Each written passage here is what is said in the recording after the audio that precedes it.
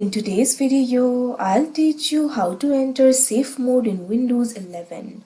So if you want to enter the safe mode, it is actually very simple. So in order to do that, what you have to do is click on the start icon that you can see right over here on your screen. Now once you do that, you'll be able to see the power icon over here. So what you have to do is click on it. Now once you do that, what you have to do is simply hold down the shift key. Now after that, click on this option restart that you can see on the screen.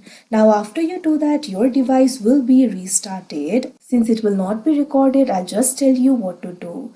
So your PC will be restarted to a blue screen. So what you have to do is simply select the option for troubleshoot. You'll be able to see various options over there. Click on the option advanced options. Now you'll be able to find the option for startup settings. Simply click on it. Now once you do that, what you have to do is simply click on the restart button that you can see on the screen.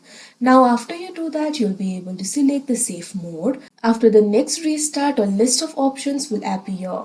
You'll be able to see all the options over there. So what you have to do is simply press 4 or F4 for the safe mode. Or if you need the internet, what you have to do is press F or F5 for the safe mode with networking. After you do that, you'll enter the safe mode. So that is how you enter safe mode in Windows 11. I hope you found this video helpful. Thank you for watching.